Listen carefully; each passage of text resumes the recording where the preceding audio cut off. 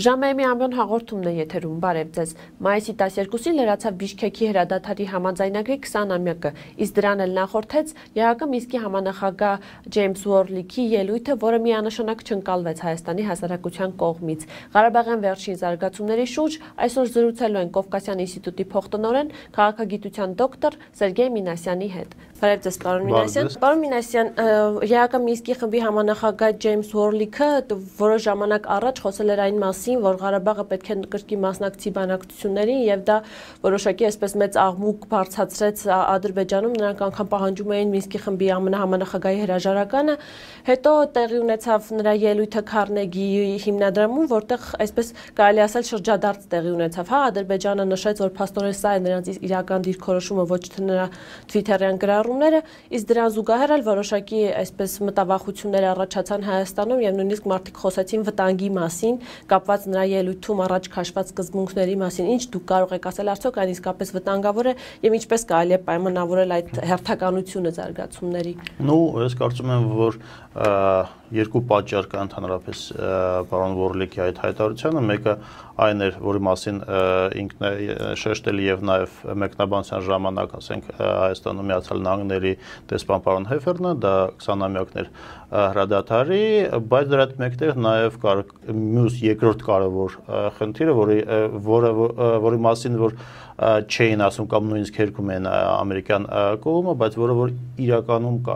դա Արևմուտքի եւ Ռուսաստանի միջև այդ լարվածությունը, որը որ մենք ունենք Ուկրաինայի դեպքերի շուրջ եւ բնականաբար դա նաեւ ազդում է եւ Հարավային Կովկասի վրա եւ Հայաստանի եւ Ադրբեջանի վրա եւ որոշ չափով միգուցե այն տրամաբանությունը, որ Ուորլիքի հայտարարությունը որոշ չափով նաև արագացվել էր այն ուժերի կամ այն, ասենք, լծակների միջոցով, որոնք որ Վաշինգտոնում ունեն լուրջ հակառուսական, ասենք, ուղղվածություն եւ այդ առումով նաև որոշ ձևով դա անդրադառնում էր նաև Հայաստանի ընկալման վրա որպես եւ Ռուսաստանի դաշնակից եւ նաև երկիր, որը որ կարելի ասել որոշ կողմնապահություն արդեն ունի Ուկրաինայի այդ դեպքերում կարար իր դերը խաղալ։ Բայց դրա հետ մեկտեղ պիտի ասեմ, որ իրականում Ուորլիքի հայտարարությունը, եթե ոչ բալանսավորված է, այլ առնվազն այդքան էլ ինչ-որ կատաստրոֆիկ չի։ Իրականում այդ 6 կետերը, դա նույն այդ մադրիդյան սկզբունքները, որտեղ որ պարզապես որոշ հարցերում փոխվել է շեշտերը, որոշ չափով փոխվել են, կան կետեր, որոնք որ բացվելով ավելի անընդունել են հայկական կողմի համար, բայց կան կետեր, ինչ ձևով էլ դա փորձես մեղմացնես, անընդունել են եղել եւ կլինեն Ադրբեջանի համար բավականին երկար ժամանակ։ Առաջի այն կետը, որը ասված էր, դա խոսքը գնում էր ռեֆերենդումի մասին, որը անընդունելի է։ Իրենց համար անընդունելի է, այնուամենայնիվ, եթե համեմատնենք մինչև այդ առաջարկված սկզբունքների մասին, նույն մադրիդյան ավելի վաղ շրջանի սկզբունքների, այնտեղ ավելի հստակ էր Ղարաբաղի կարգավիճակ, այսինքն ռեֆերենդումը, որ պետք է անցկացվի, ավելի հստակ ձևակերպում էր։ Գնալով այն ավելի մեզ համար ոչ շահավետ ձևակերպում է ստանում եւ նաեւ այսպես նշվում է ապագայում։ Արդյոք դա վտանգ չէ մեզ համար։ Մենք միշտ շեշտադրում ենք, որ մեզ համար Ղարաբաղյան կոնֆլիկտի լուծման բանալիներից մեկը դա հենց Ղարաբաղի կարգավիճակն է։ Քանի դեռ բոլոր կետերը չեն համաձայնվել, ոչ մի համաձայնություն մադրիդյան սկզբունքներում գոյություն չունի։ Նույն այդ փաստաթղթում եւ դա հատուկ նշվում է, ասում է, որ բոլոր 6 կետերը պիտի ընդունվեն միասին եւ այդ առումով, եթե համաձայնություն չկա ամենակարևոր կետի, այն է կարգավիճակի շուրջ, մնացածները չեն գործելու։ Դա առաջինն է։ Երկրորդը կան բազմիցս այս մի քանի տարվա ընթացքում, երևի թե առնվազն 2007 թվականից տարբեր խմբագրությամբ մադրիդյան սկզբունքները հնչվել են, արտահայտվել են եւ ես չեմ զարմանա, որ ինչ որ բավականին կարճ ժամանակ հետո մենք ունենանք ինչ որ նոր մի տարբերակ, բայց ելի եմ կրկնում, չմոռանանք այն փաստը, որ դա միայն Ամերիկա համանախագահի կարծիքն էր եւ դա որոշ չափով պայմանավորված էր Կներեք, նա այնտեղ շեշտադրեց, որ նախ ինքը ներկայացնում են ոչ թե իր կարծիքը, այլ նաև Միացյալ Նահանգները եւ երկրորդ հենց Բիշկեկյան համաձայնագրին նվիրված 3-վա հայտարարությունում ԵՀԿ Մինսկի նախագահների նշված էր, որ իրենք ունեն միասնական դիրքորոշում Ղարաբաղյան կոնֆլիկտի լուծման շուրջ, այսինքն ընդամենը մի քանի օր հետո այն բանից հետո, երբ որ տեղի ունեցավ ելույթը եւ չեն եղել մեկնաբանություններ մյուս համանախագահների կողմից, որ դա եղել է զուտ ամերիկյան տեսակետ։ Դա եղել է զուտ ամերիկյան տեսակետ, որտեղ ոնց որ դուք նշեցիք, պարոն Որլիկ ասել է, որ ինքը ներկայացնում է Միացյալ Նահանգների կարծիքը։ Իսկ այն, որ 3 չառաջ օրը 3 համանախագահները նոր ելույթ ունեցան, դա շատ դրական փաստ է, որովհետև թվում է թե դրանով մենք խուսափեցինք լուրջ ավելի կարևոր մի վտանգից, քան ինչ որ մի կետի այդ 6 կետերից մի կետի ինչ որ ազատ մեկնաբանությունը, այն է, որ եթե Միացյալ Նահանգները իսկապես փորձեին այդ նախաձեռնությունը իրագործել կամ ինչ որ շարունակել եւ դա կարող բերեր առնվազն մեկ մյուս համանախագահի պատասխանի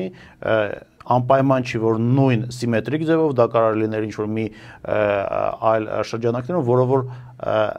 վտանգի տակ կարող դնել ամբողջ Մինսկի խմբի ֆորմատը եւ դա այն մի վտանգն էր, որը որ ես էլ ասենք միջև այդ Որլիկի հանդիպումը հայտարարությունը հանդիպում ունենալով նաև ամերիկանը որոշ իմ գործընկերների հետ այդ վտանգի մասին խոսում է, եթե դուք փորձեք միանձնյա ինչ-որ նախաձեռնություն անցկացնեք այն իրավիճակում, որը որ գոյություն ունի այս պահին հետխորհրդային տարածքում եւ Ռուսաստանի ու Արևմուտքի հարաբերությունում, դա կարող անկախատեսելի ինչ-որ լուրջ խնդիրներ ստեղծի։ Եվ այն, որ փաստացի դրանից հետո 3 համանախագահներին հաջողվեց ընդհանուր հայտարարություն ձեռք բերել, դա կարծում եմ ամենալավ չափանիշներն են, որ մենք խուսափեցինք այդ վտանգից։ Իսկ այդ 6 կետերը այս պահին ինչ որ մի ձևով մեկնաբանեցին, մյուս ժամանակ միգուցե ավելի որոշ հայանպաստ դրույթներ կլինին եւ այլն, դա սկզբունքային չի։ Սկզբունքայինը մեզ համար բանակցային գործընթացի շարունակությունն է, առաջինը, եւ բանակցային այդ ֆորմատի շարունակությունը Մինսկի խմբի 3 համանախագահների շրջանակներում, որովհետեւ պիտի նաեւ հասկանանք ամենակարևոր հանգամանքը Լեռնային Ղարաբաղի շուրջ բանակցությունները նույն այդ Մինսկի խմբի շրջանակներում դա մի բան է, իսկ Ղարաբաղյան կոնֆլիկտը դա այլ բան է եւ մադրիդյան սկզբունքները ոչ այսօր, ոչ վաղը, ոչ էլ մի տարի կամ 2 տարուց հետո դժվար թե տեսականորեն նույնիսկ իրագործել են։ Հետևաբար դա մենք դες այդ խոսում ենք միայն բանակցային էտապի մասին, բայց դա չի նշանակում, որ դա վաղը իրագործել է։ Պարոն Մինասյան, դուք նշեցիք, որ այս Որլիկի ելույթը նաեւ որոշակիորեն պայմանավորված էր Ռուսաստան եւ Արևմուտք դիմակայությամբ, մենք նաեւ տեսնում ենք միտում, որ Արևմուտքից ավելի շատ են սկսում խոսել տարածքային ամբողջականությունը պաշտպանելու համար, իհարկե Ուկրաինայի դեպքերի շրջանակներում։ Արդյոք այդ հայտարարությունը, որի մասին խոսեցինք, միասնական դիրքորոշման, կարելի է ասել, որ այնուամենայնիվ նրանք փորձում են տարանջատում մտցնել Ղարաբաղի եւ Ուկրաինայի դեպքերի միջև եւ արդյոք այս առումով Հայաստանի պահվածքը չպիտի լինի այնպես, որ առավելագույնս հստակ լինի տարբերակումը Ուկրաինայի դեպքերի եւ Լեռնային Ղարաբաղի կոնֆլիկտի։ Ну, առաջինը պիտի հասկանանք, որ եւ այդ հայտարարությունը եւ նաեւ այդ գործընթացները խոսում նրա մասին, որ միգուցե Մինսկի խմբի շրջանակները ֆորմատը դա մնա միգուցե մի քանի բացառություններից, երբ որ Արևմուտքը եւ Ռուսաստանը միջազգային քաղաքականության ինչ-որ կարևոր հարցեր շուրջ ունեն համաձայնություն կամ միասին աշխատելու եւ ունակություն եւ ցանկություն։ Եվ այդ առումով ես կարծում եմ, որ իրականում մենք կունենանք Մինսկի խմբի եւ Ղարաբաղյան հարցում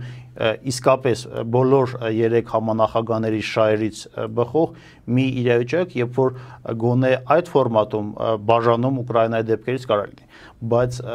հետխորհրդային քաղաքականությունը դա ոչ միայն Մինսկի խմբի ֆորմատը, դա նաեւ երկկողմ հարաբերություններն են, այդտեղ նաեւ Հայաստանի եւ Ռուսաստանի երկկողմ հարաբերություններ, որտեղ որ Հայաստանը փաստացի պիտի եթե ոչ օգտագործի նույնիսկ այդ ասենք պրեցեդենտը, այլ առնվազն Ռուսաստանի հետ խնդիրներ չունենա այս հարցում մեկ, եւ մյուս կողմից նաեւ շատ լավ հասկանալով, որ չափից ավելի կողմնորոշում ունենալով Ղրիմի հարցում մենք կարող ենք խնդիրներ ունենանք նաեւ արևմուտքի հետ։ Բնականաբար Հայաստանը պիտի այդ բալանսը պահպանի, բայց շատ լավ հասկանալով, որ այս պահին ուղղակի մենք ունենք մի իրավիճակ, երբ որ Ռուսաստանը նախաձեռնող ինչ որ դեր է խաղում այդ բոլոր գործընթացներում, Ռուսաստանը ավելի մոտիկա, Ռուսաստանը ավելի ուժեղ եւ վտանգավոր է բոլորի համար, թե նաեւ Հայաստանի համար, հետաբար մենք պիտի առանձնատուկ այդ կարծիքը, Ռուսաստանի կարծիքը հաշվի առնենք։ Դա չի նշանակում բալանսից հրաժարվելը, հակառակը, եթե դուք տեսաք, նաեւ այդ ֆոնի վրա մենք ունենք նույն Ղրիմի այդ պրեցեդենտի ֆոնի վրա նաեւ ունենք, ասենք, Կալիֆոռնիայի ճանաչումը Լեռնային Ղարաբաղ։ Հետաբար մենք դատապարտված ենք այդ բալանսը միշտ պահպանելու, այլ բանը, որ երբեմն ինչ որ շեշտադրումներ եղել են եւ կլինեն, ժամանակներ եղել է, երբ որ ավելի արևմտյան շեշտադրումներ կային, այս բան ավելի պրոռուսական է։ Դա որոշումը ոչ միայն Հայաստանով, դա որոշում նաեւ այն միջազգային քաղաքական կոնտեքստով, որը որ այս բան կա հետխորհրդային տարածքում։ Չնայած կան արտգործնախարարների որոշակի հանդիպումներ, բայց գործընթացը լայն հաշվով կանգ է առել։ Ինչն է պատճառը։ Պատճառը շատ պարզ է, ոչ հայերը, ոչ ադրբեջանցիք այս պահին պատրաստ չեն կոմպրոմիսային վերջնական ինչ որ կարգավորմանը։ Այն ինչ որ ընդունելի է միգուցե ամենալիբերալ ասենք զիջումների պատրաստ ասենք հայկական քաղաքական ուժերին, դա լիովին անընդունելի է նույն ասենք ադրբեջանականը, եւ դա տեսանելի ապագայում չի լուծվի, առավել եւս այն ասենք զարգացումների ֆոնի վրա, որոնք որ այս պահին խոսքին գնում են Ադրբեջան ներսում, երբ որ գրեթե բոլոր այն մասնակիցները հասարակական դիվանագիտության, որոնք որ գոնե համագործակցում էին հայկական գոլեգաների հետ, գալիս են Հայաստան, գտնվում են այդ լուրջ ճնշման տակ։ Հետաբար խնդիրը ոչ թե ինտելեկտուալ է կամ ոչ թե տեխնիկական, այլ խնդիրը սկզբունքային է։ Այն ինչ է ուզում են հայերը եւ այն ինչ է ուզում են ադրբեջանցիք, իր համար հակառակ, ասենք, ինտերեսներին հակառակ գործընթացներին։ Այս պահին այն ինչ որ հնարավոր է անել եւ այն ինչ որ փաստացի 20 տարի անում է Մինսկի խումբը, դա փորձել գոնե այդ մարդկանց ստիպել իրար հետ խոսել, բանակցել, նույնիսկ շատ լավ հասկանալ, որ այդ բանակցությունները տեսանելի ապագայում ոչ մի բանի չեն բերելու, որովհետեւ այլ ձևով որևէ այլ տարբերակ չկա։ Եթե կա նաև այլ տարբերակը, եթե բոլոր համանախագահները ազդեն եւ ստիպեն ինչ-որ մի բան անել, բայց դա երկարաժամկետ չի լինի եւ կարող միայն նոր պատերազմի վտանգը ավելացնել։ Հետաբար նախագահները ժամանակ առ ժամանակ կարան հանդիպեն, արտգործնախարարները հանդիպում են եւ կհանդիպեն, բայց որևէ լուրջ փոփոխություն մենք այս պահին չենք ունենալու, որովհետեւ ոչ ներքին հասարակություններում չկա պատրաստականություն գնալ զիջումների եւ ոչ էլ արտաքին դաշտում հատկապես հաշվի առնելով Արևմուտքի եւ Ռուսաստանի այդ լարվածությունը, նաեւ ցանկություն կա էականորեն փոխել այն կոնստրուկցիան, որը որ 20 տարի արդեն ապահովում է միգուցե շատ փխրուն, բայց ամենանդեպս գործող հրադադար։ Հետաբար նախագահները կարան հանդիպեն, չհանդիպեն, բայց կոնֆլիկտի, ասենք, լուծում կամ բոլոր կողմերի համար ընդունելի լուծում մենք տեսանելի ապագայում չենք տեսնի։ Վերադառնանք Հայաստան-Եվրամիություն հարաբերություններին, օրերս Հայաստանում այսքան 3 Հայաստանում գտնվում էր Ֆրանսիայի նախագահ Ֆրանսուଆ Օլանդը, որը խոսեց այն մասին, որ պետք է Հայաստանի հետ գտնել ինչ-որ հատուկ մոդել, որով նաև ստորագրվի ասոցիացիան համաձայնագիր։ Հայաստանի Մաքսիմայական միության միանալուց հետո արդյոք այդ ասոցիացիան համաձայնագրի ինչ-որ մոդել, որ փորձում են գտնել, դա լինելու է ֆորմալ, թե իրապես ինչ-որ լուրջ պարունակություն կարող է ունենալ։ Դա առաջինը կախված կլինի քաղաքական իրավիճակից եւ քաղաքական կոնտեքստից։ Եթե Ռուսաստանի եւ Արևմուտքի եւ Եվրամիության հարաբերությունները բարելավվեն, ապա նույնիսկ եթե ֆորմալ լինի, ինքը կարա նոր շունչ ստանա եւ նոր ուղղվածություն եւ տնտեսական եւ քաղաքական առումով։ Եթե լարվածությունը ուժեղանա, ապա այդ առումով բնականաբար դա ավելի ֆորմալ կլինի, բայց ես կարծում եմ դրական այն է, որ փաստացի Ֆրանսիայի նախագահան կրկնեց նույն այն գաղափարը, որը որ դուք գիտեք, հայկական կողմը առաջարկել էր ապրիլի 3-ի երկրորդ օրը, սեպտեմբերի 3-ի երկրորդ օրը, սեպտեմբերի 4-ին Հայաստանը առաջարկեց ստորագրել քաղաքական մասսա ասոցիացիան պայմանագրի։ Ցավոք սրտի այն ժամանակ Բրյուսելում չհասկացան ոչ պահի լրջությունը, ոչ էլ այն սահմանափակումները, որոնք որ կային Հայաստանի առջև այդ հարցում։ Եվ բազմիցս նաև եվրոպական իմ գործընկերների հետ խոսելիս ես դրա մասին աշնանը ասում եմ, եթե դուք այս պահին չգնաք այդ քայլին, ապա մյուս էտապում, երբ որ Ռուսաստանի հետ լարվածությունը ավելի ուժեղանա, դա Հայաստանի հետ ասոցիացիան, ասենք, այդ պայմանագիրը կդառնա ոչ թե իրականություն, այլ հետագա ինչ-որ հեռանկար։ Այն բան չեն հասկանում։ Ուկրաինայից հետո ես կարծում հասկանում եմ, որ ոչ միայն Հայաստանի դեպքում, այլ նաև մնացած այլ հետխորհրդային երկրներում Եվրոմիությունը պիտի կարելի ասել մի քիչ ավելի ազատ ֆորմատներ գտնի, որովհետև այլ քաղաքական եւ աշխարհակաղակական իրականություն կա,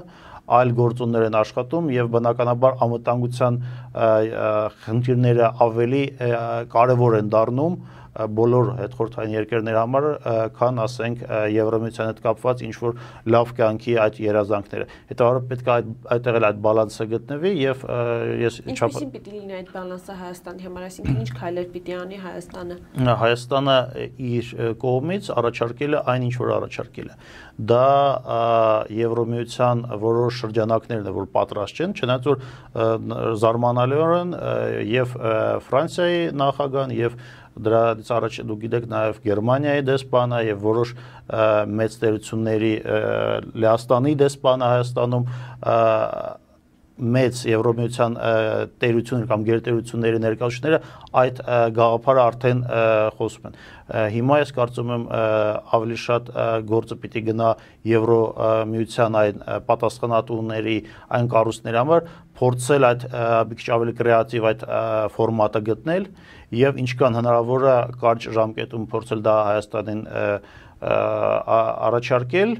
որովհետեւ այստեղ էլ նույնպես ժամանակը չափազանց կարևոր, այն ինչ որ մենք կարծում ենք, որ հնարավոր է այս պահին, կարող լինի անհնարին վաղ կամ վաղ չեմ ասել։ Ուկրաինայի դեպքերի ֆոնին Եվրամիությունը ի վերջո խոստովանեց կամ ընդունեց, որ եւ սկզբունքը չաշխատեց եւ եղավ այդ մասին պաշտոնական հայտարարություն, նրանք նշեցին, որ իրենք ճիշտ չէին այսպես հաշվարկել Մոսկվայի դիրքորոշումը կամ այն արձագանքը, որ Մոսկվան կարող է տալ։ Դուք տեսնում եք, որ արդեն Եվրոպան փորձում է առավել հավասարակշիռ լինել եւ փոխել վերաբերմունքը, կան նման ինչ որ տենդենս դուք Ես հույս ունեմ, որ լուրջ, ասենք, վերաձևակերպում հետխորհրդային տարածքում եվրոպական քաղաքականության տեղի ունենում։ Առնվազն փորձագիտական մակարդակով ես տեսնում եմ, որ որոշ իմ եվրոպական արևմտյան գործընկերները դա հասկանում են։ Խնդիրը այլն է, որ մենք ունենք չափազանց արագ զարգացվող գործընթացներ հետխորհրդային տարածքում եւ այդ գաղափարները պիտի հնարավորինս արագ փորձեն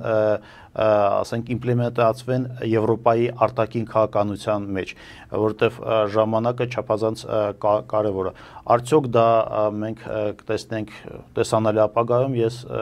չգիտեմ, որովհետև մի կողմից այդ ավելի իրատեսական ըմբռնումը կա, բայց մյուս կողմից մենք տեսնում ենք ավելի լուրջ եւ ավելի ասենք լարվածող իրավիճակ Ռուսաստանի եւ Եվրոպության միջև, հետեւաբար նաեւ կարան լինեն բացասական հետ քայլեր։ Խոսենք Մաքսային միության շուրջ զարգացումներից, վերջերս բավականին քննարկումների տեղիք տվեց Բելարուսի նախագահ Լուկաշենկոյի հայտարարությունը այն մասին, որ պետք է Եվրասիական այդ տնտեսական միության ձևավորումը հետաձգել բավականին երկար ժամանակով։ Ըստ ձեզ որն է նման հայտարարության պատճառը եւ առհասարակ արդյոք Եվրասիական տնտեսական միության ձևավորումը կլինի արագ եւ երբ Հայաստանը կմիանա Մաքսային միություն կառույցին, թե միանգամից Եվրասիական տնտեսական միություն։ Պարոն Լուկաշենկոյի հայտարարությանը եւ ոչ միայն պատճառ, ես կարամ ասեմ, ես կարամ նաեւ այդ խոսքերի գինը ասեմ, 4-ից 5 միլիարդ դոլար տարեկան։ Լուկաշենկոն դա ասեց, որովհետեւ լուրջ, ասենք, բանակցություններ տեղի ունենեմ Ռուսաստանի հետ կապված նավթային այդ էքսպորտի հետ։ Պիտի նշեմ, որ Բելարուսը հանդիսանում, ինչքան էլ դա զարմանալի չլինի, Եվրոպայում ամենախոշոր նավթամթերք արտահանող երկրներից մեկը։ Դա բացատրում նրանով, որ դեռ սառը պատերազմի ժամանակ Բելարուսում գործում էին մի քանի նավթամշակվող գործարաններ, որոնք որ ուղղված էին Գերմանիայում սովետական զորքերի պատերազմական գործողությունների դեպքում մատակարարել, եւ այդ գործարանները բավականին լուրջ, ասենք, ունեն պոտենցիալ եւ օգտագործելով ռուսական նավթը բավականին դա հանդիսանում է Բելարուսի բյուջետի շատ էական մի մասը եւ այդ բանակցություններում հետագա մաքսային միության շուրջ Լուկաշենկոն փորձում էր ավելի բարենպաստ պայմաններ իր երկրի համար ստանալ եւ թվում է դա իր հաջողվեց, որովհետեւ ապրիլի վերջի այդ հայտնումից հետո ինքը նաեւ արեց այլ հանդիպում, այլ հայտարարություն, ասելով որ մայիսի վերջին միգուցե իրանք համաձայն են։ Դա խոսում է նրա մասին, որ միգուցե այդ բանակցությունները հաջողությամբ ավարտվեցին բելարուսական կողմի համար, ինչ վերաբերում է Հայաստանին, ապա ես կարծում եմ եւ դրա մասին եւ ռուսական կողմն է ասում եւ նաեւ թվում է հայկական, ասենք, կողմի համար էլ դա արդեն դառնում նպատակ, այլ ոչ թե մաքսային միության, այլ միանգամից ինտեգրացիայի ավելի բարձր մակարդակին փորձել միանալ 2015 թվականի հունվարի 1-ից, բայց ես կարծում եմ դա կախված կլինի մոտակա այս հանդիպումների ժամանակ, իհարկե սեպտեմբերի 3-ի այդ հայտարարության մեջ խոսք գնում է, որ Հայաստանը կդառնա համահիմնադիր։ Արդյոք դա այդպես կլինի, թե ոչ, մենք կտեսնենք միգուցե այս մայիսի վերջի այդ հանդիպման ժամանակ, եթե որոշումը ընդունվի, ապա այդ գործընթացը արդեն կսկսվի ոչ թե մաքսային միության, այլ ավելի բարձր մակարդակով։ Մենք մի քանի անգամ զրույցի ընթացքում անդրադարձանք Ուկրաինայի դեպքերին, բայց այսպես հենց կոնկրետ բուն դեպքերից չխոսեցինք, տեղի ունենում հանրաքվեներ Ուկրաինայի հարավ-արևելքում, հայտարարում են, որ իրենք ինքնիշխան են, որ իրենք այլևս չեն ուզում լինել Ուկրաինայի կազմում, բայց մյուս կողմից էլ Ուկրաինայի իշխանությունները փորձում են դա ճնշել, հա, այդ շարժումները ըստ ձեզ ուր կտանեն այս հարաբերությունները եւ այս զարգացումները, թե արևմուտք Ռուսաստան մակարդակով եւ թե բուն ուկրաինացիների համար եւ Ուկրաինայի ներսում։ Ես ոչ թե ուր կտանեն, արդեն բերել են քաղաքացիական պատերազմի, արդեն բերել են այն մի իրավիճակի, երբ որ փաստացի Ուկրաինան գտնվում է տորովման եզրին եւ գործընթացը դեռ շարունակվել է։ Ես կարծում եմ, որ միգուցե այս կարճաժամկետ առումով Ռուսաստանը թվում է թե հրաժարվում է ուղղակի ռազմական ներգրավվածությանը հարավ-արևելյան Ուկրաինայի այդ շրջաններում, բայց մյուս կողմից նաև երևի թե դրա կարիքն էլ Ռուսաստանի տեսանկյունից, ասենք Կրեմլի այն քաղաքականության տեսանկյունից, որ ինքը վարում այս մի քանի ամսվա ընթացքում, նույնիսկ դրա կարիքը չկա, որովհետև եւ տեղի բնակչության եւ կենտրոնական իշխանությունների միջև, Կիևի իշխանությունների միջև այդ ջրբաժանը այնքան խորացել է, որ փաստացի միայն ինչ որ, ասենք, կամավորականների այդպես կոչված կամ զենքի կամ ինչ որ այլ օգնությամբ եւ նաեւ քաղաքական աջակցությամբ արդեն միջազգային քաղաքականության մակարդակով դա բավարար է ունենալ Ուկրաինայում այն ինչ որ մենք ունենք, ինչ որ մենք տեսնում ենք, իսկ դա քաղաքացիական պատերազմը, դա երկրի տրոման հեռանկարներն են, որոնք որ իսկապես անկանխատեսելի զարգացումների կարան բերեն ոչ միայն Ուկրաինայի, այլ նաեւ Ռուսաստան-արևմուտք հարաբերություններում։ Այս պայն թվում է թե ռուսական կողմը այդ նախաձեռնությունը դեռ պահպանում է եւ չափազանց կարեւոր կլինեն այս մի 10 օրվա ընթացքում զարգացումները մինչև մայիսի 25-ին նշանակված նախագահական ընտրություններն։ Արդյոք դա կհաջողվի թե չէ, բայց մինչև այդ մենք նկատի ունենք ընդհանրապես անցկացնել ընտրությունները։ Այո, ես կարծում եմ, որ առնվազն արդեն հարավ-արևելյան շրջաններում այդ ընտրությունները տեղի չեն ունենա կամ լիովին չեն ունենա, բայց մյուս կողմից դա նշանակություն, նույն ձև ոնց որ ոչ ոքին հարավ-արևելքում կամ Մոսկվայում չէր հետաքրում իրավական, ասենք, հիմքերը այն ռեֆերենդումի, որը որ տեղի ունեցավ մայիսի 11-ին, նույն ձևով ռեֆերենդումը նույնիսկ եթե տեղի ունենա Կիևի կենտրոնում միայն, այդ ռեֆերենդումը, ասենք, չավարտված արևմուտքը դա կճանաչի։ Եթե իսկապես դա տեղի ունենա, որտեղ կան նաև ներքին խնդիրներ, որոնք որ կարան Կիևի իշխանություններին ստիպեն հրաժարվելու կամ հետաձգելու այդ ընտրությունները։ Համենայն դեպս կոպիտ ասած, այս մոտակա 10 օրվա ընթացքում չափազանց Շակերտներում հետաքրքիր զարգացումներ տեղի կունենան Ուկրաինայում։ Ռուսական սոցցանցերում բավականին այսպես բուռն արձագանք եղավ այն բանից հետո, երբ որ Պուտինն առաջարկեց, որ հետաձգել հանրաքվեն, իսկ դրանից հետո, երբ որ Պուտինը նշեց, որ ինքը որ ընտրությունները կարող են որոշակի քայլ լինել ճգնաժամի հաղթարման առումով, եվրոպացի հենց եւ պաշտոնյանը եւ փորձագետները նշում էին, որ Պուտինը հետ քայլ է անում եւ պատրաստ է այսպես երկխոսության։ Արդյոք դա այդ արտաքին մեսիջները իսկապես ամբողջությամբ այդ մասին են խոսում։ Չէ, իրականում դա ինչ որ ունեցավ, դա տակտիկական ինչ-որ մի քայլ էր եւ դա փոխվեց հենց երկրորդ օրը ԵԱԿ-ի նախագահ, Շվեյցարիայի նախագահի հետ հանդիպման ժամանակ Պուտինը դրա մասին ասեց, ինչպես նաեւ ասեց, որ մայիսի 25-ի ընտրությունները դա քայլը ճիշտ ուղղությամբ եւ նաեւ կոչ արեց, որ ռեֆերենդումը հետաձգվի, բայց դրանից հետո դուք տեսաք, որ ռեֆերենդումը անցկացվեց եւ Ռուսաստանը ճանաչեց, կարելի ասել կամ հարգեց այդ ռեֆերենդումը։ Հետևաբար գլխավոր նպատակն էր դրան, թվում է թե պարզապես Պուտինը փորձեց Իրանից պատասխանատվությունը հանել այս ասենք գործողությունը, ասելով արտաքին աշխարհին, որ մենք ոչ մի կապ չունենք, դա տեղի բնակչությունն է անում։ Հետևաբար դա դիվանագիտական քայլ էր, որը որ պիտի պարզապես հեշտացնի Ռուսաստանի արտաքին քաղաքականության այն խնդիրները, որոնք որ կային եւ նույն ձևով ոնց որ ինքը ասեց ռեֆերենդում, ասում է ռեֆերենդումը անցկացվեց եւ ճանաչվեց Ռուսաստանի կողմից, վաղը Պուտինը կարող ինչ-որ այլ հայտարարություն անի մայիսի 25-ի ընտրությունների մասին։ Խաղը դեռ շարունակվում է, խաղը դեռ արագանում է եւ ստավկաները պարզապես ավելանում են։ Շատ լավ, շնորհակալ եմ շատ պարոն Մինասյան մեր հրավերը ընդունելու համար։ Հիշեցնենք, որ մեր հյուրը քաղաքագետ Սերգեյ Մինասյանն է։ Մենք շարունակելու ենք այս հարցերը պահել մեր ուշադրության կենտրոնում։ Ցտեսություն։